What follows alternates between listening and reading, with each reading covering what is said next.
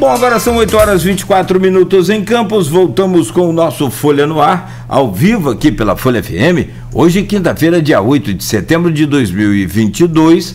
O programa tem o patrocínio de Proteus, Serviços de Saúde e Medicina Ocupacional, qualidade certificada ISO 9001-2015, de Unimed Campos. Cuidar de você, esse é o plano. Laboratórios Plínio Bacelar e Plínio Bacelar Vacina, uma clínica moderna, especializada em vacinas para você manter a sua saúde e a saúde da sua família sempre em dia. E o apoio de Green Energia Solar. Hoje no programa com Aloysio Abreu Barbosa estamos recebendo o Heraldo Duarte, que é mestrando em História na Unirio e professor de História, Filosofia e Sociologia. Aloysio, eu peço a você a gentileza de abrir esse segundo bloco aí do programa de hoje, por favor. Heraldo, eu te entrevistei, eu comecei você, a primeira vez, você levando denúncias ali, de 2018, foi? 2018. De perseguição na UF, tem essa coisa, realmente é verdade, as universidades federais, geralmente curso de humanas, não só de pública como de privada, é dominância da esquerda, sempre foi assim, né? É assim no mundo, não é só no Brasil. Mas nas públicas você tem um domínio, uma predominância assim, da esquerda, independente do curso, né? E você trazendo denúncias ali contra o que você chamava de perseguição, né? E depois você, quando a época do Antraub, Abraham Antraub, nome aí de judeu askenazi, mas com alguma dificuldade com a língua de Luiz de Camões, você tem uma proximidade muito grande com ele e tal, chegaram a ser, assim, eles tinham um canal de interlocução aberto. Era chamado daquele olavismo mais radical, né? Para eles, uma direita mais raiz. E você... eu até fui perguntar, eu liguei para você para perguntar sobre manifestação bolsonarista de 7 de setembro, porque o jornal tem que cobrir qualquer coisa, né? O jornal é imparcial, tem que cobrir tudo, né? E aí você me falou que você tinha rompido com o bolsonarismo, que para mim foi surpresa, que a gente não falava há algum tempo.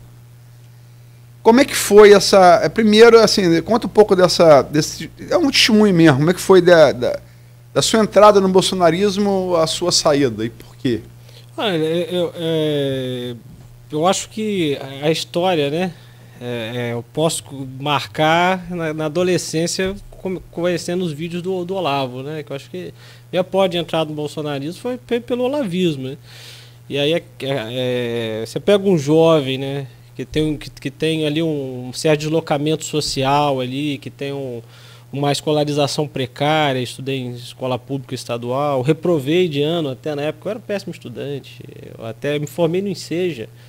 Na época eu era estudante, aí na viradinha, quando eu estava concluindo, eu peguei para estudar, até porque o Olavo tem essa questão de autodidatismo e tal, eu comecei a perceber ali um pouco, e aí eu passei para um técnico no IFE, aí estava um dia de bobeira lá no lanche lá, telefonezinho Android, baixei um leitor de EPUB, baixei o livro do Olavo, o mínimo, né? Aí comecei lendo Olavo, eu já te conhecia dos vídeos e aquilo ali eu comecei me introduzindo no olavismo, né? Ainda que depois eu tivesse uma ruptura com aquela direita, colocasse a camisa do Che Guevara por um tempo e tal, mas aquela ideia de uma dualidade, que o maniqueísmo olavista, ou esquerda, ou direita, bem claro, ficou na minha cabeça. Tanto que quando eu adentro a UF, né, enfim...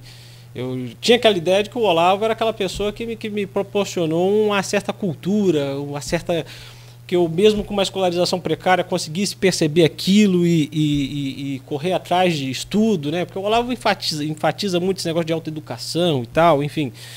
E ali eu entro na universidade e eu já entro, de certa forma,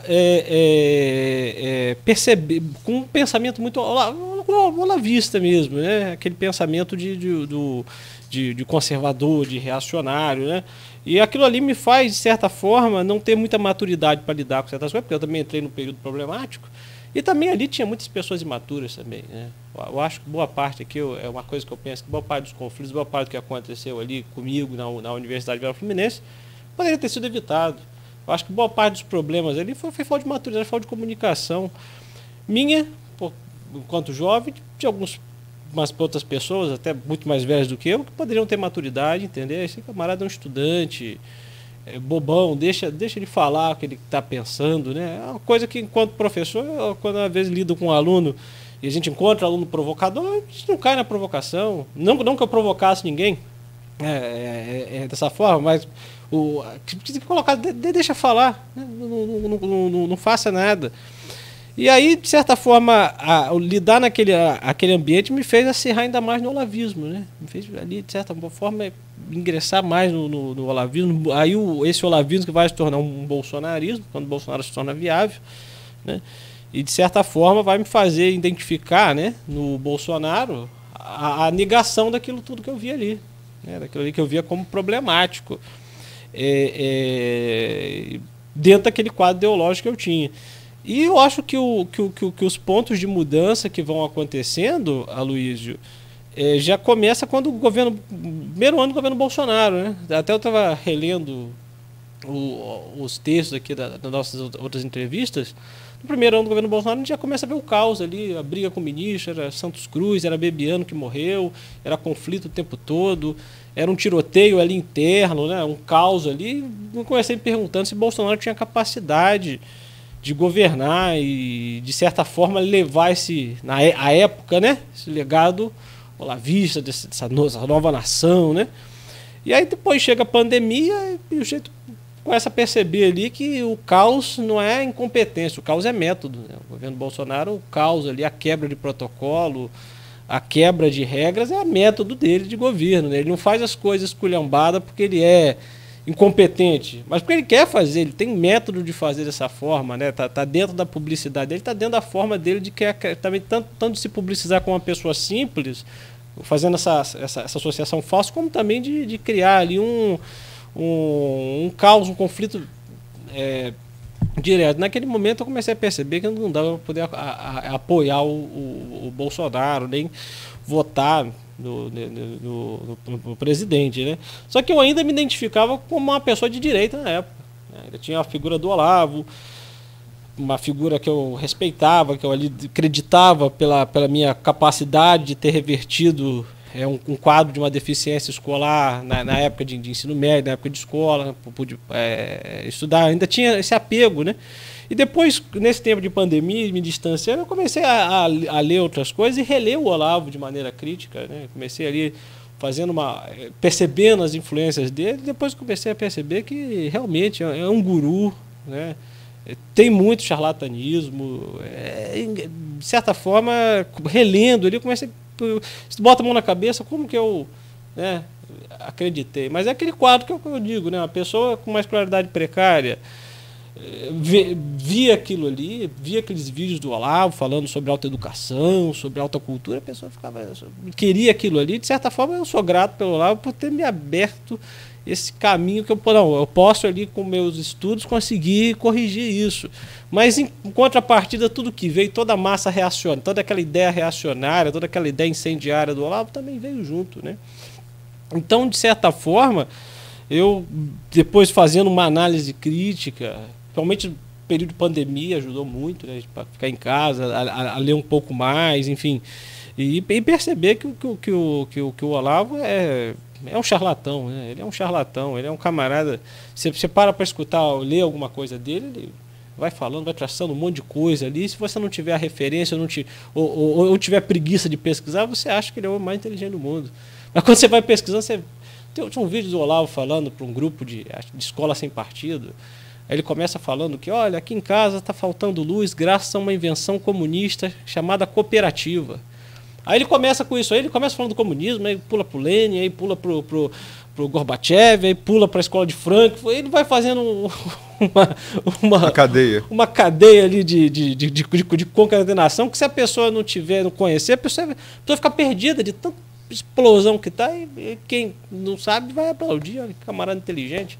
Mas você já percebe que tudo nele já começa, tá faltando luz aqui, põe uma invenção comunista, cooperativa. Isso é a primeira coisa que ele falou. E disso aí ele já começou falando de comunismo e puxando ali, fala do Kennedy, fala do Bill Clinton, do Bill Clinton, aí começa e acaba levando muitas pessoas nisso aí, né? Acreditar que o Olavo é um filósofo, é um grande pensador. Não é um grande pensador. Pode ser um grande escritor, uma pessoa que escreve bem.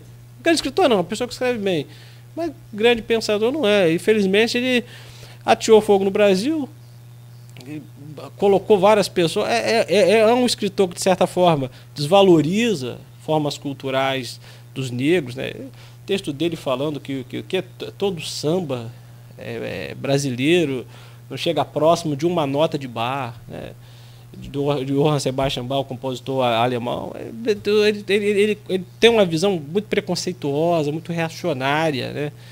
Posso colocar assim, que acaba fazendo, enfim, que cria essas distinções do que é elite, do que é alta cultura, baixa cultura, né?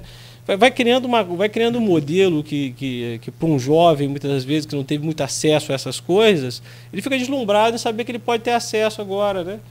Às vezes, nunca tive a oportunidade de ler uma grande obra dentro da minha casa, agora esse camarada está me trazendo isso por vídeo no YouTube, tem um livro dele, né? Só que, ainda bem, né, de certa forma, a própria universidade, ela pôde me possibilitar, porque eu conheci os autores, depois já tinha lido vários autores, seja da Escola de Frankfurt, seja Paul Bourdieu, outros autores da sociologia clássica, Weber, enfim, pude relê-los agora com uma mente mais aberta e começar a compreender coisas que à época eu li, mas eu não quis compreender por conta do olavismo, né?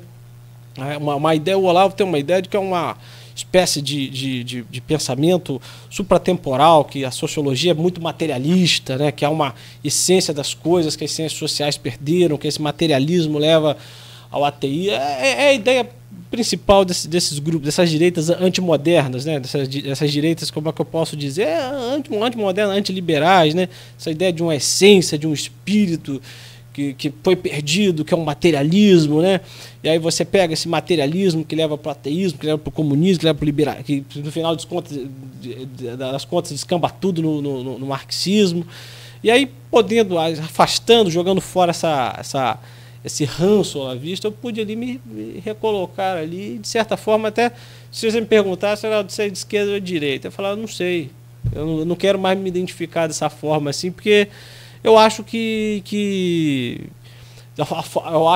o meu discurso, eu não vou dizer que estava errado, né, porque hoje eu estou certo, porque isso aí também é uma tentação, né, mas o que eu digo é que meu discurso não me representava no que eu sou, né, de onde é que eu vim, não tinha uma ligação comigo, né, era uma coisa simplesmente puramente ideológica, sem ter até nenhuma conexão com a realidade.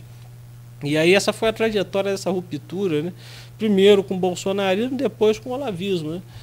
Que eu acho que o olavismo, de certa forma, era o ponto principal, né? O Weintraub continua aí, né? O Weintraub tem aí o programa dele. Agora o Weintraub está com um projeto monarquista, né? Agora nem os militares são bons. Ele é candidato a deputado, né? Ele queria ser governador por São Paulo. Aí ele não conseguiu, aí agora candidato a deputado. Aí fez uma convenção, sapecou uma bandeira do Brasil Império. Mas está escrevendo português melhor? A ficha de inscrição ele fez. Deixa eu perguntar. Olha, eu estava lendo, acho, uma postagem dele no Instagram, então ele tinha cometido uns deslizes ali, ortográficos. Deixa porque são 9h37, vai precisar falar de projeção de eleição ainda. Em relação ao assim, você tem grandes autodidatas na cultura universal e brasileira, né? Grandes. Né? Os maiores historiadores, Gibbons, por exemplo, Eduardo Gibbons. Você tem Apogeu e Queda do Império Romano, que é uma obra até hoje, lapidável do século XVIII. Você tem Carlos Lacerda aqui no Brasil. Você tem grandes exemplos. Mas, assim, o Olavo, eu falo, Aloysio, passei com esse Olavo ali nos anos 90, quando ele começa a escrever no Globo. Ele escrevia os sábados no Globo. Realmente escrevia muito bem, é um fato, quem disser que não está mentindo, e uma grande erudição. Quem disser que não está mentindo também. a leitura dele, sobretudo da base clássica, né? Os gregos. É uma coisa impressionante. Agora, era, como se falou, um charlatão, né? Ele pegava eu acho que Olavo, assim, eu gostava de ler o Olavo, não nessa fase dele com o Bolsonaro, que aí já a coisa se desvirtuou completamente, né? Pelos mais baixos dele, né? Tudo era como um intelectual que fazia o que os bolsonaristas fazem, tudo passa pano. Não, ou como os petistas mais radicais fazem com Lula, tudo passa pano. Não há autocrítica. Aí nenhum pensamento intelectual pode ser honesto sem autocrítica. Eu posso estar errado. Você pressupor que eu posso estar errado. Se o cara faz apologia ao nazismo e a própria morte mas só para um registro, como o Heraldo falou, eu conheci, por exemplo, um grande pensador marxista, que é Antônio Gramsci, por conta de Olavo. Eu não conhecia. Li os cadernos do Castro por conta de Olavo. Os artigos de Olavo eu não conhecia Gramsci. Né, que um grande pensador, criou o conceito de revolução passiva, que ele usava muito, né? Enfim, agora, eu acho que nada define melhor a vida do Olavo do que a sua morte. Ele chamava o corona de coronga, papapá, que era uma invenção, então morreu de coronavírus, agora, no início desse ano. E ele falava que, tem vídeos antigos dele, ele falando que o tabagismo não faz mal nenhum. Tem vídeos dele, se procurar, você vai encontrar. E, sobretudo, no final, quando ele começou a advogar justificativa, querendo questionar. É complicado, né, cara? Você tem que ter uma noção do ridículo, né? Questionar Newton e Galileu, dizendo que a Terra seria plana. Aí complicou. Aí não é mais canal de interlocução. Então, um cara que é capaz... Olavo é aquela figura que Sócrates combateu muito na Grécia, que ele conhecia bem, e depois, na linha direta, Platão e Aristóteles, os sofistas. Sofistas iam de cidade grega, cidade-estado, e se orgulhavam, vou defender Nogueira e Heraldo são antagonistas. Tem plataformas completamente diferentes. O sofista vou defender o ponto de vista de Nogueira, defendia brilhantemente. Agora eu vou defender o ponto de vista de Geraldo, defendia brilhantemente. Então, era isso.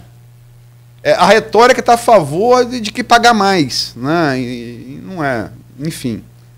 Agora, desculpa, você quer falar? É meio decepcionante, né? Você lê o cara, conheceu o cara, daqui a pouco você vê esses devaneios. Mas você pode ler sem concordar com o cara. Sim. Como aquela história. Você pode passar pela lama sem se sujar. Não precisa. Não, intelectualmente não é nem isso.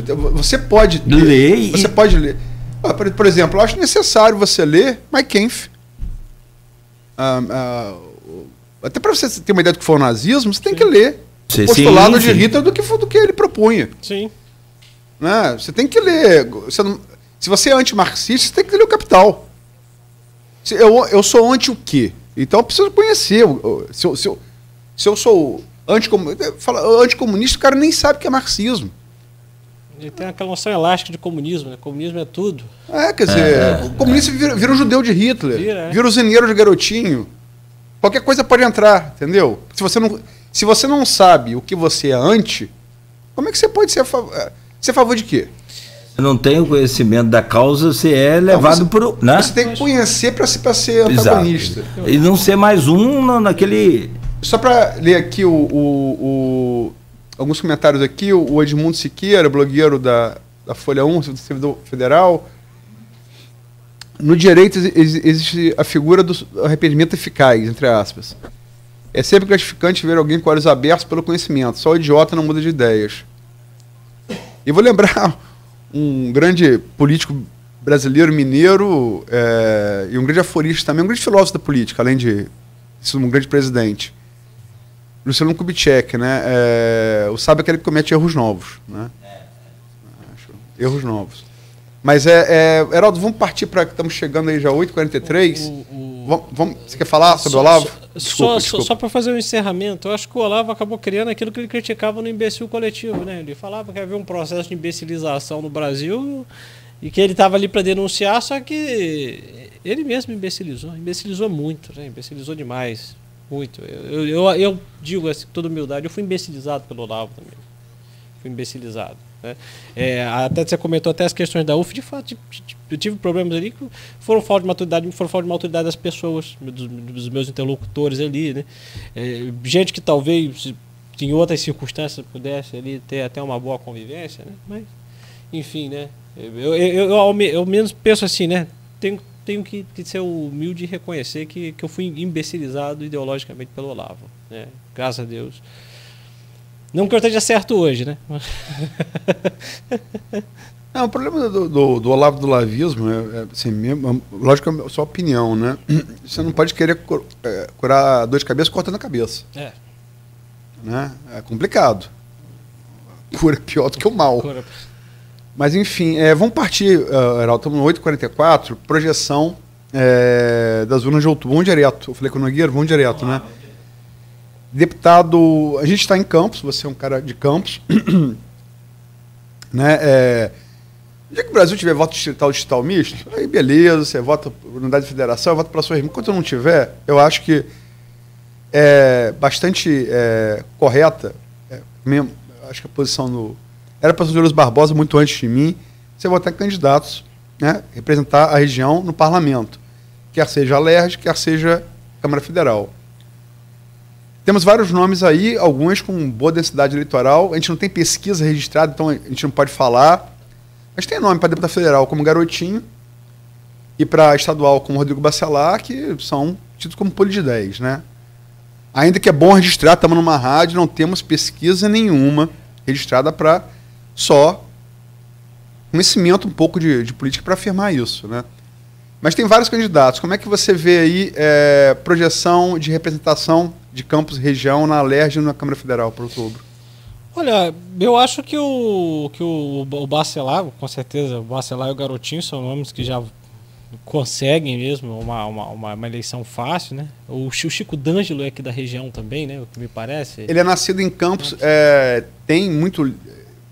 O prédio da UF que o Vladimir pegou a emenda agora dos novos prédios, foi ele que iniciou. O Felício Laterça também, o deputado. Felício Laterça é de Campos, também, mas teve a vida profissional em Macaé, mas sempre manteve laço com Campos. Manteve, né? Eu acho assim, eu não espero muita mudança no Congresso, porque o evento que tinha que acontecer, em 2018, o bolsonarismo chegou com um monte de desconhecidos, levando até o Frota no porta-mala, né? Levando até o Frota para a Câmara, um monte de desconhecidos. Eu acho que isso não vai acontecer mais, porque já consolidou, já tem os seus ali, alguns até devem perder o mandato, né? Enfim. Aqui para a região, né? Eu sinceramente acho assim, fico um pouco um pouco de desalento, né? Eu posso começar dizendo em quem que eu vou votar aqui para a região. Para deputado estadual, não sei se eu posso... Era melhor não, até te pedir a gentileza. Não pela assim, gente, não, sim, mas é pela lei. Que se uns não respeitam, aí não compete... Porque você pode ser interpretado como pedir voto para. Pedir voto, A sua personalidade influencia. Influencia, entendeu? Sim, isso é uma Constituição Federal, né? Sim, não. E são 30 mil FIR. Acho que está R$4 cada um, dá 120 mil. Então tem que trabalhar. Aí Cristiano vai fazer aquela de... A sua... E Cristiano, a gente vai acabar com a Mussolini amante lá em Milão. mas eu posso dizer então que eu gostaria de ver eleito? Assim? Não, eu pergunto assim, uma projeção menos pessoal. Você acha que Campos pode fazer quantos para a LERJ e quantos para a Câmara Federal? Olha, para a Câmara Federal, se não me engano, para um deputado ir para a Câmara Federal, acho que tem que ter cerca de 100 mil votos, né? Depende do partido, né? E o Garotinho vai ser um grande puxador de votos, né? O Garotinho, ele tem ali, um candidato para governador, ele tinha o quê? 9%, 10%, né? Isso é bastante. Eu creio que ele, se na legenda dele tiver outros também aqui de Campos, eu creio que o Garotinho consegue ir. Tinha, mas ele tirou. O Marcelo. Marcelo estava na legenda do Garotinho. Marcelo Mérito. Marcelo Mérito. o petroleiro, agora eu esqueci. O Zé Maria. O Zé Maria teve uma votação boa, né?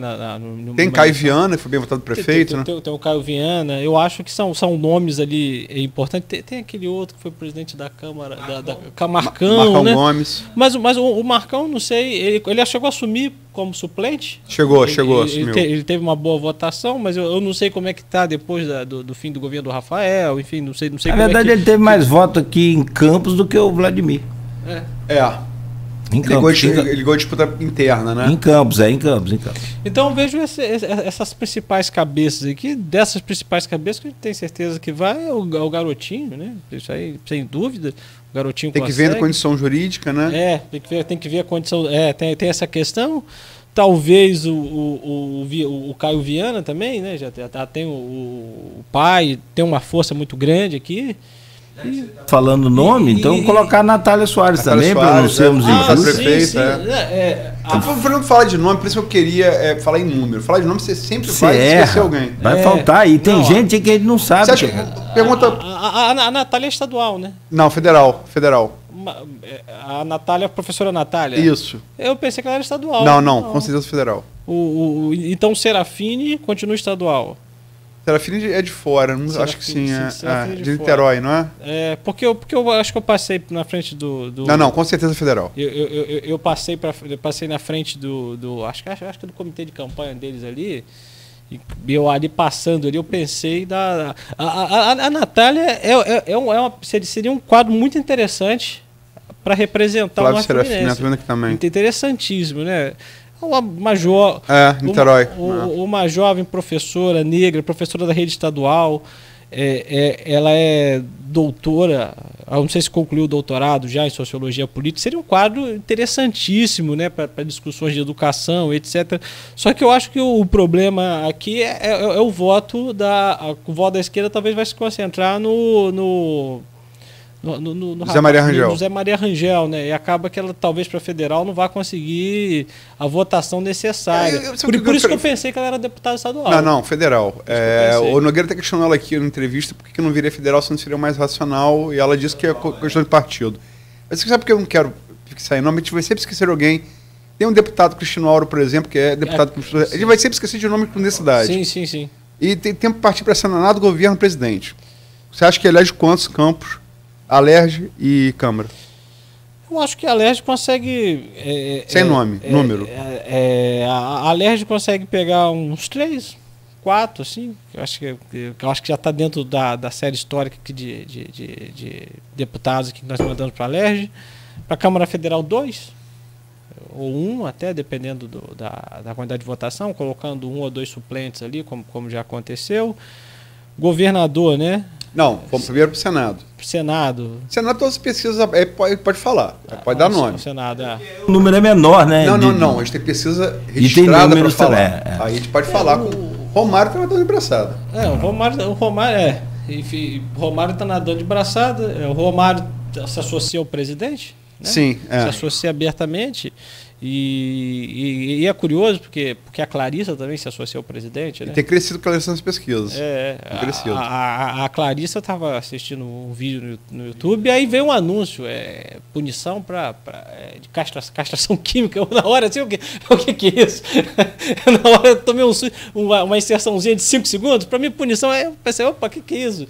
Aí depois eu estava procurando saber, porque eu pensei que ela era candidata a senadora, mas não pensei que estava fazendo essa cola, né, tão forte com o presidente. O Molon, que eu acho um quadro também incrível, né? O Molon é uma figura incrível, né? E o André Ceciliano, que não está pontuando bem, né? Ali a luta vai ficar entre o Molon e o Romário, né? E de certa maneira eu acho que vai polarizar. Mas o Romário está muito à frente dos demais em todas as pesquisas. Acho que é isso mesmo? Vamos partir para governador. O governador, fiquei surpreso com... Não. Senador, você acha que é isso mesmo? Felizmente, né? Infelizmente. Governador, a gente tem, assim, uma polarização que até 15 dias atrás, 20 dias atrás, tava parecia essa eleição uma disputada das 27 unidades da federação. Sim. E de 15 dias para cá, Freixo passou e abriu. Algumas ele sempre teve na frente numericamente, porque estava no empate técnico, né? A última agora, perdão, desculpa. Obrigado, Nogueira. Cláudio Castro. Cláudio Castro passou por Freixo e abriu. O governador Cláudio Castro. A última agora da Datafolha semana passada foi, acho que, se não me engano, 11 pontos, dando ele quase Sim. em primeiro turno. Nos votos válidos, né? Ali, na margem de erro para ganhar no primeiro turno. Quer dizer, uma eleição que parecia ser ia ser muito disputada. Para o segundo turno, o cara abre, ainda está segundo turno, mas assim, na tábua da beirada da margem de erro para primeiro turno. Você acha que é isso mesmo? Castro e Freixo? Pode ser primeiro turno? Como é que você está vendo? Eu acho que vai para o segundo. Espero que vá para o segundo também, né? Eu tenho tanta expectativa como também acho. Eu às vezes fico surpreso, né? Como que o Castro era vereador, alçado vice-governador, depois assume na queda do Witzel, né? O Freixo é uma figura conhecida. Seja para gostar ou para não gostar, ele já é uma figura conhecida e consolidada já no Rio de Janeiro, né? E é surpreendente, até o próprio vácuo de liderança no Rio de Janeiro. Você está votando em um indivíduo praticamente desconhecido, né? Praticamente desconhecido. Veio na mala do Witzel, quando o Witzel foi embora, deixou a mala em casa, não quis levar, né? Enfim. Era vereador carioca, né? Ele era vereador. E você pega a votação dele, sim, pequena, né? Bem localizada, né? Eu acho infelizmente, eu acho que talvez se essas pesquisas, se outras pesquisas confirmarem, né, continuarem, o Castro vai acabar sendo eleito, né? É isso que eu vejo, apesar de lamentar esse quadro, né? Eu acho que o Estado do Rio de Janeiro, tanto pela recuperação fiscal quanto por todos os outros problemas, vive um cenário muito ruim, né? Crise na educação, uma crise na educação pública, né?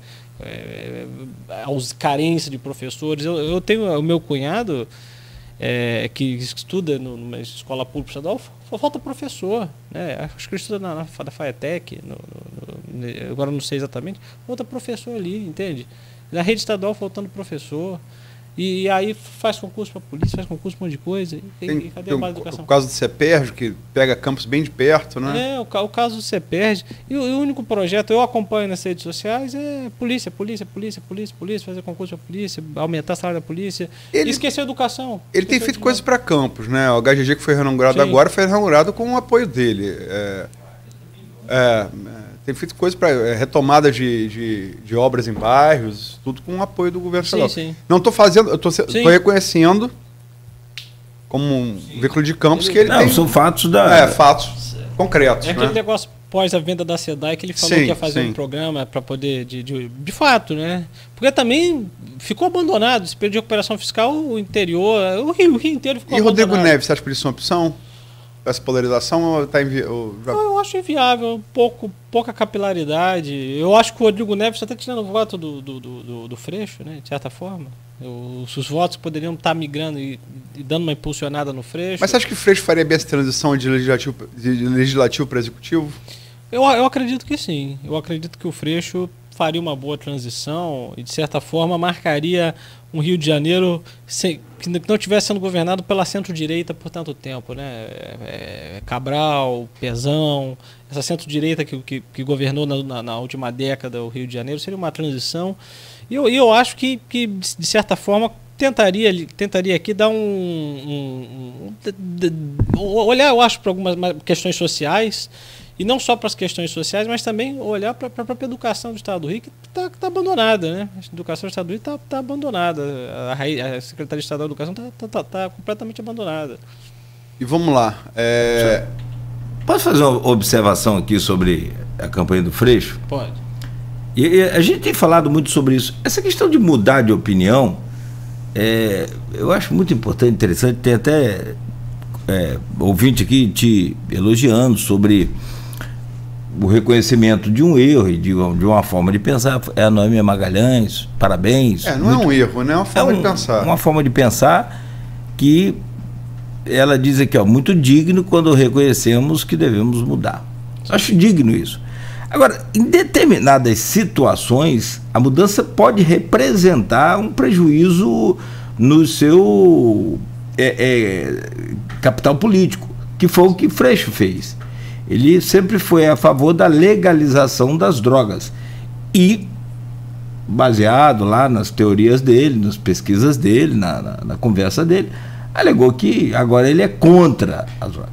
Ele não só não trouxe os simpatizantes de não às drogas, como perdeu aqueles que são a favor da legalização das drogas.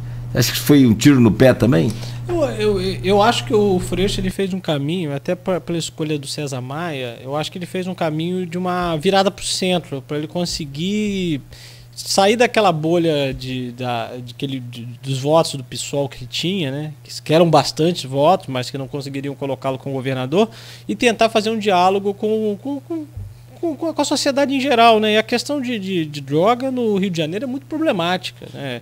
Isso aqui é um estado muito problemático. Eu me lembro uma vez, eu estava no ponto de ônibus, uma pessoa me perguntou se em tal bairro se tinha tráfico de drogas, né? Uma pergunta completamente estranha, a pessoa me fez. Eu falei com ele, rapaz, isso aqui é Rio, onde não tem tráfico tem milícia. E a milícia passou a traficar também há algum tempo, né? Não tem bairro aqui que não tem. Ou é uma coisa ou é outra, né? E esse aceno para César Maia, esse aceno dessas pautas aí de certos costumes, eu acho que no final das contas, eu não acho que ele perde tanto voto, porque quem está preocupado até com a legalização sabe que essa é uma declaração dele, que ele vai assim, sabe? Aquela declaração que ele está dando para poder conseguir, né? Fingir moderação, né? Mas eu não acredito que ele seja contra, eu não acredito que ele depois... Eu acho que foi só mesmo para... Aquelas falas eleitorais ali, né, que ele dá, eu não acredito que ele tenha mudado muita coisa, não. Mas ele precisa se repaginar, né? Ele precisa se recolocar mais ao centro, a saída dele do PSOL e para o PSB, né, esse reposicionamento. E aí, de uma certa maneira, para conseguir engajar eleitores cuja pauta moral é muito importante, né? Porque às vezes tem pessoas ali que... Não sabe quem vai votar, mas sabe que ele apoia a legalização das drogas, já o exclui completamente, sem saber de nada, né? Infelizmente, isso ocorre no Brasil, né? Mas eu acho que foi uma mudança tática e eu acho que as pessoas que são favoráveis à legalização vão acabar votando nele mesmo, porque não tem como votar no Castro, né? O Castro, pelo menos nesse ponto aí, é o ponto bem parecido com o Witzel, né? Só a continuação, né? Só que sem aquelas exaltações toscas que o Witzel fazia de morte, tiro na cabecinha, né? Vamos lá, presidente. Comecei falando aqui da última pesquisa presidencial, Genial Quest, né? Saiu ontem. Uma estabilidade. Na verdade, o que Bolsonaro fez ontem, porque ele vem tentando, né? Ele tentou. Ele fez, como eu disse no início, ele rasgou a legislação eleitoral que proibia fazer incremento do programa social no ano da eleição. Ele rasgou a previsão de teto orçamentário, limite de teto, para pegar 41,2 bilhões e jogar em vários programas claramente eleitorais, até porque vão só até 31 de dezembro. E o ouvinte aqui que falou que quem controla orçamento legislativo, que é a prova, filhote.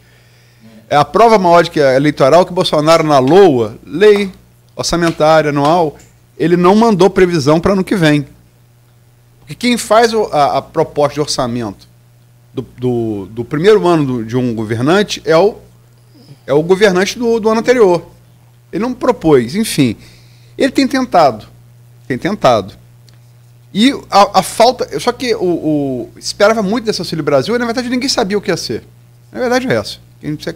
Falei aqui... ninguém sabia o que ia ser. Muito dinheiro. Mas todas as pesquisas indicam... Né, porque até 1 até 2 salários mínimos que recebe esse benefício. Esse eleitor até 1 até 2 salários mínimos representa 51% do eleitorado brasileiro. A maioria. Você ganha só com ele uma eleição, por exemplo. Mas o que recebe é 18%. 18%. se esperava que Bolsonaro... Mas aí tem também o indireto, né? Quer dizer, Nogueira não recebe, mas o filho dele recebe, o filho dele mora com ele e recebe também. Então, tem essa coisa também. Mas, enfim, não surtiu efeito. Até aqui, primeira etapa de pagamento começou em 9 de agosto, toda ela completa. Se aposta agora no segundo mês, né? Que começa agora também. Começa hoje aqui dia? Hoje é 8. Começa amanhã. A segundo pagamento. Se tiver segundo turno, vai ter mais um terceiro, né? Mas não funcionou. Então, na falta de fato novo, ele criou ontem, se apropriou do 7 de setembro e tal. Mas as pesquisas assim apontam, ele vinha recuperando entre julho e agosto, porque Bolsonaro teve claramente 2 momentos de crescimento. Lula tem entre 41% e 46% de votos desde janeiro desse ano. Lula sempre liderou as pesquisas. Aliás, ele lidera desde 2018. Ele ainda é preso. Ele é preso desde abril de 2018 pela Lava Jato. A candidatura dele é indeferida pelo TSE. Do Luiz Roberto Barroso, tão atacado pelos bolsonaristas, o TSE é tão atacado pelos bolsonaristas hoje. Em 2018, em 30 de agosto de 2018, ele indefere a candidatura de Lula já preso. Até aquele momento, Lula liderava com ampla vantagem sobre Bolsonaro. Era o segundo. Quando o Lula sai, muda o quadro. Mas nesse ano, Lula lidera com 41 a 46 todo ano. Ele não passa, mas também não cai.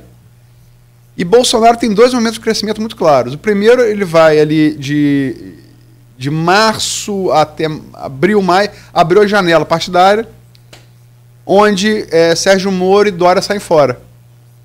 Então ele herda, por gravidade, esses votos de centro-direita. Natural que sim. Então ele sobe ali cerca de 6 pontos e tal. E ele cresce agora, no segundo movimento, muito claro, em todas as pesquisas, entre final de julho e início de agosto, ele cresce no voto evangélico, com essa coisa do bem contra o mal, essa pânico moral, né? Essa transição da pentecostal, neopentecostal para a política, que é indesejável, como qualquer outra matriz religiosa, cristã, de matriz africana, budista, não é desejável, mas ele cresce. Ele cresce. Lula disputava nos evangélicos com ele, era pau a pau até maio. De maio em diante ele abre. Abre bem, é onde ele mais abriu. Mas ele também, Bolsonaro, ele ultrapassa Lula sem tanta vantagem, mas ultrapassa na classe média baixa, de 2 a 5 salários mínimos de renda mensal, que é reflexo do redução a fórceps do preço dos combustíveis.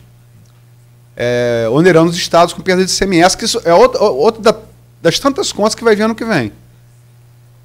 E de julho a agosto, na expectativa do Auxílio Brasil chegar, ele diminui a vantagem, que é onde Lula tem uma vantagem, o eleitor pobre, sempre teve. Mas ele diminui. Mas depois da primeira parcela toda paga, todos os institutos apontam que ele está caindo. Né? Enfim, eu estou fazendo essa digressão toda para colocar em que pé que a gente está. Mas ontem, vou lembrar, a Genial Quest deu que ele evoluiu um pouco ainda nos evangélicos, ele aumentou a vantagem e numericamente, o que é emblemático, na série histórica toda da Genial Quest desse ano, ele ultrapassou numericamente no Sudeste. Está na margem de erro, estava antes, mas é emblemático. Como é que você vê o projeto de eleição a presidente? Outra coisa, você acha que o crescimento de Ciro e Tebet pós sabatina no Jornal Nacional, pós debate da Band, ele configura, acho que um segundo turno, né? Parece que é quase certo que vai ter segundo turno. Você vê a possibilidade de terceira via fazer um milagre, mas e sendo Lula e Bolsonaro, como é que você vê essa eleição? Olha, eu acho extremamente improvável que a terceira via faça um milagre, né? Porque realmente não consegue engajar os eleitores, a grande parte do eleitorado, né? O Ciro já tem os seus engajados, a Simone Tebet Eu não sei nem quem não sei nem quem se engaja ali, né? Enfim, aquelas candidaturas, né? Como a candidatura do Luciano Bivar, né? 1%, 0%. A Tebet tem crescido. Tem crescido, né? Tem crescido. Tem crescido. Inclusive, Ciro cresceu e parou, ela vem crescendo ainda. E eu acho que o foco principal vai ficar em Lula e Bolsonaro mesmo, né? Vai ser o segundo turno, né? E o Bolsonaro já demonstrou... Me desculpa, só para completar, Tebet tem crescido sobre o eleitor que você representa. Bolsonarista arrependido. É onde ela tem mais crescido. Tem, né? É assim, quando você bota... subiu mais de 100%, tinha 2, passou para 5%. Mas é um fato, estatisticamente é um fato relevante. Sim, Pode não ser no cômputo geral, mas é relevante. Desculpa, só para pontuar. Não, sim, e eu acho que a disputa assim, central vai ficar entre o Ciro Bolsonaro, entre o Bolsonaro e o Lula, né? E o Bolsonaro já percebendo também que só o programa social não está colocando muito voto, já começou a engajar a esposa dentro da questão religiosa, já começou a ativar a tática do pânico moral, né? Esse pânico moral, esse medo do comunismo, né? Ele falou numa cerimônia religiosa: Deus livrai-nos do comunismo nunca mais.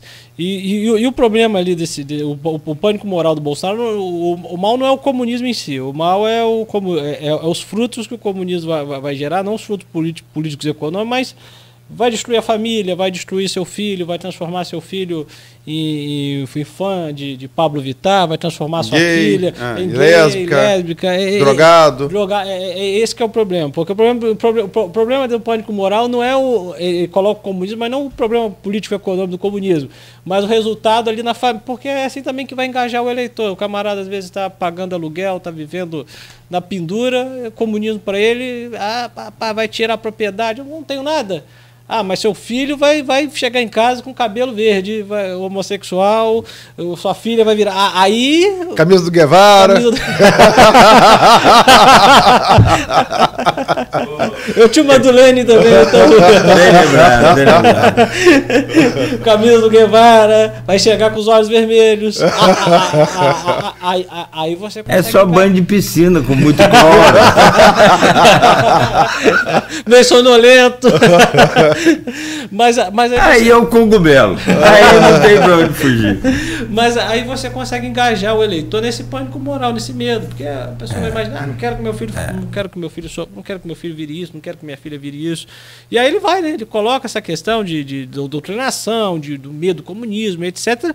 E do bem contra o mal, aquela questão lá do Lula numa celebração, eu não sei se era do cantor, de Umbanda. Umbanda, pipoca. Que estava jogando a pipoca lá na cabeça dele. Aí uma vereadora publicou, a Michele republicou, né? Isso pode. Os cultos do Planalto, né? O uso, essa associação com os evangélicos, né? A tática agora virou a tática do pânico moral, né? Que sempre foi a tática, né? Sempre foi a tática. Mas agora centralizado nisso aí do medo do comunismo, medo mas não do comunismo enquanto projeto econômico, mas do comunismo, que é aquele comunismo imaginado, né? Marxismo cultural aí, do olavista, que vai tirar os filhos, vai transformar a sociedade toda numa coisa. Ele vai transformar a sociedade num caos, né? Destruir a civilização judaico-cristã. Eu acho que esse é o ponto. Só que esse ponto ele está ressoando dentro das caixas dele ali, né? Porque isso ele já fala. Eu não acho que isso vá fazê-lo disparar, porque quem já está nessa interpretação já está nisso aí. Uma coisa muito interessante que eu tô vendo a propaganda eleitoral, né? Eu percebi que tinha lá um padre ortodoxo fake que virou candidato. Agora não sei de qual parte, que é do partido do Roberto Jefferson.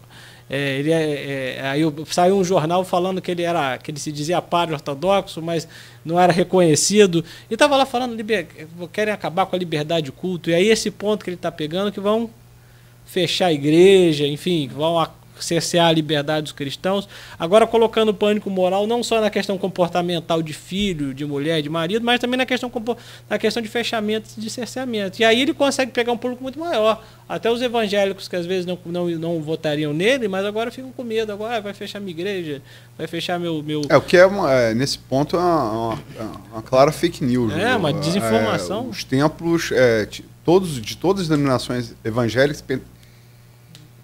tradicionais, pentecostais e neopentecostais, tiveram abertura grande nos governos Lula e Dilma, né? O reconhecimento da Marcha para Jesus, se não me engano, foi feito no governo Lula. Acho que teve uma lei. Sim, exato, isso aí foi. Não há cabimento, né? Mas é só mais uma fake news dentro do universo bolsonarista, né? Já criado de maneira a engajar, né, esse público. Tem uma série de coisas também. Tem legislação, perdão de dívida aprovada por pastores, coisa bem... E uma coisa que eu percebo muito são as discussões comportamentais, como questão do aborto, né? Como se por exemplo, assim, né, o Bolsonaro ele é colocado como se fosse a última barreira da civilização, né? Eu estava ouvindo, eu acho que foram até os irmãos Weintraub falando que o Brasil é o último bastião conservador, caiu os Estados Unidos, está caindo aqui o Brasil, é o último bastião, e o Bolsonaro acaba representando esse último bastião no sentido de que se o Congresso aprovar o aborto, o presidente veta. Se o Congresso aprovar a legalização de drogas, o presidente veta. Parece que o veto do presidente não pode ser derrubado, e até também parece que a maioria do Congresso é favorável a essas pautas. Não são, esses projetos não conseguiram tramitar nem na época que o Lula era presidente, que na época de maior popularidade, não vai ser tramitado agora e conseguir isso, né? Então essa estratégia desse pânico e colocar o Bolsonaro como uma espécie mesmo de Messias escolhido por Deus, tem a sua missão ali de salvar o Brasil das garras, é o discurso, é a narrativa eleitoral perfeita para ressoar nos grupos religiosos e tentar pegar os candidatos religiosos, né, que não votariam nele, mas que agora, ouvindo isso, fiquem preocupados e resolvam votar nele porque acham que o Lula vai, enfim, fazer as maiores atrocidades aqui, né? Vai ter clínica de aborto em cada esquina, enfim, umas coisas que circula nesse meio, né, quando você passa.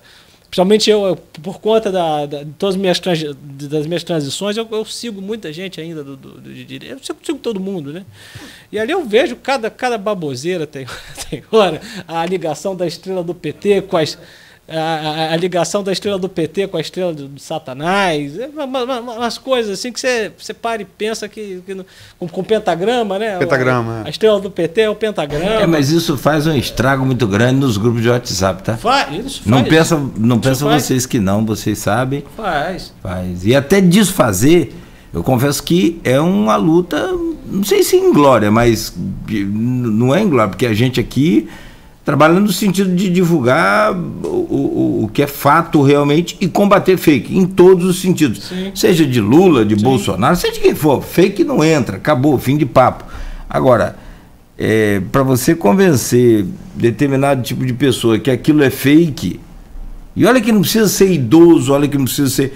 Tem gente aí formada aí, gente... Tem gente que é jornalista, participa de bancada de rádio e se informa por fake news. Sim. Exatamente. Sim. Sua fonte de informação é grupo de WhatsApp. O Bolsonaro não estava lá com o Bonner, lá falando que o Bonner estava falando fake news, né, naquela questão de agressão a ministros. A tática é parecida com a do Trump, né? Era da pós-verdade. Você está aí com os dados, aí está com os documentos, isso é falso. É falso. Desculpa. Pode concluir, desculpa. 9h17. Não, só para fechar aqui, seu raciocínio. Eu quero fazer uma pergunta de uma ouvinte, Ana Celina Ágio Rocha de Azevedo. Senhores, Seleta Bancada pergunta: qual é atualmente o governo de esquerda no mundo todo que está anunciado para a população? Faço pergunta que estamos às vésperas, aí pulou aqui. Às vésperas da eleição, importante para esclarecimento, seria muito pertinente. Um governo de esquerda no mundo que deu certo? Acho que ela está falando dos governos atuais, né? Pode ser. Que está dando certo, está falando do governo presente. Acho que o Canadá com o Trudeau. O Canadá...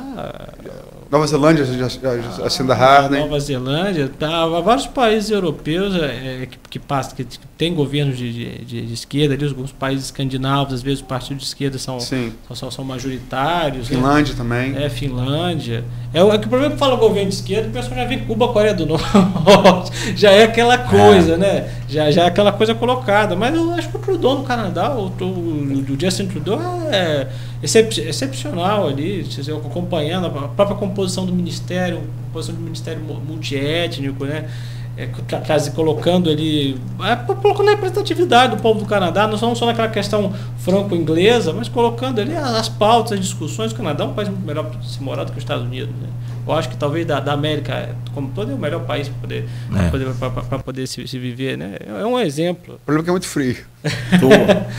E a camisa? Quem te deu a camisa de Guevara? Olha, eu acho que a camisa do Guevara foi um presente da minha mãe. Foi. Letícia Gonçalves de Matos. É a esposa dele. Minha esposa. É que colocou aqui. Não, tô falando que ela... não, calma aí, eu acho que foi ela. Não. Não adianta fazer média, que a coisa não deve estar boa lá pra você, mas quem deu foi sua mãe. Quem estava de olho vermelho naquele dia esqueceu. Eram outros tempos. Aqui não, agora eu tô com o físico do rolo já conservador, mas já rompendo conservador. Vai tirar aqui o colete, vai sair o rosto do Guevara. Guevara aí embaixo. Mas eu não sei, por incrível que pareça, quando nessa época eu fui numa reunião da TFP, eu tinha uns colegas malucos que eram da TFP. Aí eu fui, eu só acabava andando com muita gente louca, né? Aí eu fui na TFP, eu fui com a camisa, só saiu de baixo, estava com a camisa do Guevara até. Do Guevara não, do Lenin. Aí eu fui assim, falei, não, mas estava fechadinho. Eu só cheguei para um rapaz, eu aqui, tô com a camisa aqui, ele, você é zoeiro, né? Meu caro Heraldo Duarte, obrigado pela sua participação, obrigado pela sua entrevista e sobre todos os aspectos importantes, sim, até porque nessa tentativa nossa aqui de mostrar todos os lados de uma eleição aos nossos ouvintes, né? E aí cada um interpreta de uma coisa, a gente é chamado de esquerdista, de esquerdopata, e você vai pro cara que é da esquerda, né? Ele critica a gente porque a gente é da direita, enfim. É porque então a gente também que está bem no caminho certo, né? Não agradando a ninguém desse extremismo aí, acho que é o nosso propósito. E obrigado por estar aqui hoje, sucesso, boa sorte lá no mestrado. Termina quando? São 2 anos, eu já estou no segundo, tem mais 2, tem esse semestre, fecha mais 2. Outro, são 2 anos. Então tá bom. Tô quebrando a cabeça com esse negócio. Mas virou bom estudante, né? Passou aquela fase. Não, isso aí é só no ensino médio. Depois, entrando na faculdade ali, eu fiz o curso de Ciências Sociais, Cinema Reprovação, aí foquei. Só passar pro IFE já é uma... não, foi só no período do ensino médio. Depois, ali saindo do ensino médio, boa. Comecei correndo atrás do tempo perdido. Caiu a ficha. Tá bom. Recherche de tempo perdido. Vamos um livro para um outro de data ler. Flaubert, né? Não, é Michel Proust. Michel Proust, Legal. Qual o nome do livro? Francês? Le Recherche de Tempo Perdido. Ele tá falando em busca do tempo perdido. Recherche em busca, pesquisa. Ela a gente já nasce falando 2, 3 línguas, né? Então por isso que eu tenho essa... Não, que Diva sempre falou francês e eu fiz francês no liceu, na época, então... Eu cheguei a falar com francês com uma fluência, mas aí perdi o hábito. É prática, é prática. Mas na adolescência eu cheguei a conversava francês, tinha uma boa... Mas você fica com alguma coisa ou outra, né? Sim. Fica o rescaldo. Bom, então muito obrigado, bom dia para você, boa... Diva fala francês fluentemente, até porque vai ser... sim. Seu Aloysio, então, devia... Rapaz, falar nada de francês. Nada, não? Nada. Não, porque eu conversava com ele, o pessoal falava muito que ele gostava... Mas que ele gostava muito da França também, né? Então... Gostava, mas ele era monoglota. Diva fala bem francês. Então por isso que ele não se preocupava em aprender. Diva estava com ele, então, fala aí. Tradutora. Mas vamos lá, Heraldo. Obrigado. Eu que agradeço. A você, Heraldo. Agradeço as pessoas que me ouviram, agradeço ao Aloysio pelo convite, agradeço a todos que assistiram, né? E a Folha sempre prestando esse serviço aqui para a população, né? Fazendo discussões. O serviço essencial nesse período de fake news, né? Até mais no período eleitoral, né? Eu espero ter ajudado aí na discussão, ter contribuído aqui com a pauta, porque no dia anterior tiveram 2 grandes professores da UF aqui, o professor Carlos Eugênio e o professor Sofiati, né? Eu pensei, olha que peso, né? Sucedê-los aqui. O professor Carlos Eugênio, que foi meu orientador na graduação. E como é que foi você, Eugênio? Perfeito. Eu converso... Mas não discutir sobre política não, né? Não, olha, a minha monografia foi uma análise do projeto Escola Sem Partido. E aí isso foi um dos pontos de virada até, né? De abandono, porque eu tinha uma visão de escola sem partido, eu comecei a pegar alguns textos para ler, porque essa discussão de doutrinação, ela ocorreu de boa parte no mundo anglófono, né? Na década de 60 e 70, eu peguei alguns autores filósofos, e aí eu comecei a perceber que a escola sem partido, ao invés de combater a doutrinação, queria doutrinar, né? Que, ao invés de querer liberdade de ensino, queria, na verdade, era que a escola não entrasse em conflito com a crença dos pais e das famílias. E foi uma convivência ótima com o Eugênio. O Eugênio é um pesquisador, assim, é um professor, era uma UF, tem excelentíssimos professores, o Eugênio é uma pessoa fantástica. Depois, até quando eu ingressei no mestrado, troquei mensagens com ele, a questão de projeto e tal. Uma pessoa que tem o professor Sofiati também, né? O professor Sofiati, uma vez até comentei no Facebook dele, que ele colocou, acho que uma música lá para tocar, colocou lá uma coisa, acho que não sei se é do Bar, do Handel. Eu falei, excelente música. Ele respondeu lá, 2 professores excelentes, né? Espero não ter descido tanto nível em comparação com esses 2 luminares da intelectualidade campista que tiveram aqui, né? Nada, que nada. Aloysio, obrigado também e, claro, pedir a você para se despedir do nosso convidado, Heraldo Duarte, e, se possível, já anunciar o nosso convidado de amanhã. Amanhã, por favor. General de Brigada, 2 estrelas, da Reserva do Exército Brasileiro, Francisco Mamed Brito Filho, analisando também esses eventos de 7 de setembro. A gente tem que ouvir todos os lados, né? O general Francisco Mamed participou do governo Bolsonaro no seu início, assim como o Santos Cruz ele saiu, né? Vai estar dando a visão, né? Acho que tem que ter, das Forças Armadas que nós vimos ontem aí, né? País todo e o mundo. Agradecer ao Heraldo, como eu falei aqui sobre a relação, enquanto repórter fonte, como é que foi, e eu acho o seguinte, a gente, certo e errado, não existe certo e errado. Lógico, algumas coisas básicas, não matar, não roubar, né? Mas até o não matar hoje está em desuso, né? Para a eliminação física do outro, né? Sim. Como foi o caso de Foz do Iguaçu, né? Enfim. Mas eu acho que a maior qualidade e eu digo como Heraldo citou, eu sou intelectual autodidata. A maior qualidade que o intelectual autodidata, com doutorado em Oxford pode ter, PhD máximo que tiver na academia, é a honestidade intelectual e autocrítica. E essa característica o Heraldo demonstra ter. Então, sucesso. Eu agradeço. Entendeu? E a vida é tentativa e erro. Infelizes são aqueles que não mudam, né? Nesse autodidatismo, é interessante você navegar, às vezes, lá em outros mares, exatamente para vocês consolidar a sua formação. Você, de lá eu já vi, eu já conheço. Eu estou aqui e estou conhecendo aqui. Daqui eu tenho uma noção exata do que é um lado e do que é outro. E até porque, como eu comentei, foi o Olavo que me possibilitou recuperar ali o que eu não aprendi na escola, né? Fazer um estudo mais aprofundado da gramática, de outras questões que eu precisava, para poder ter um sucesso. É o que a Luiz falou, você pode ler. Olha, você saber, eu tinha uma vontade de conhecer, eu sou católico, apostólico, romano, eu tinha uma vontade de conhecer o Espiritismo. Passei a ler sobre o Espiritismo. Fantástico, é maravilhoso. Hoje eu entendo, eu conheço, continuei católico, apostólico, romano. A minha opção, mas eu conheço um pouco sobre o Espiritismo, que é uma religião muito forte no Brasil, você sabe, né? Sim, sim. Muito grande. Gente, 9h27. Obrigado pela presença. Aloysio, Até amanhã. E amanhã, só lembrar que a gente vai fazer por videoconferência. O general vai estar em São Paulo, né? Então amanhã por videoconferência. Que não perde. Pra gente aqui fazer presencial é melhor, mas para quem está em casa é até melhor que ele tenha que ser videoconferência, porque se viesse de avião, meu soprasse mais forte, pulasse para cá, ele ficava em cima de um prédio, né? Então, melhor não. Melhor não. Vamos pro videoconferência. Mas o general foi entrevistado aqui. Já esteve aqui,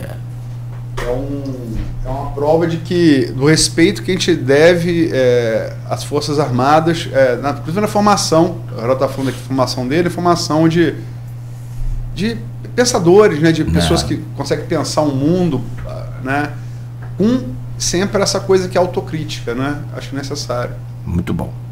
Gente, muito obrigado. Aloysio e Heraldo, mais uma vez, obrigado. A gente volta amanhã às 7h25, com horário eleitoral gratuito, né, de 7 a 7h25. Logo a seguir, então, o Folha no Ar estará de volta no oferecimento de Proteus, Unimed Campos, Laboratórios Plínio Bacelar Vacina e o apoio de Green Energia Solar. A Proteus, moderna empresa especializada em medicina e segurança do trabalho, está preparada para atender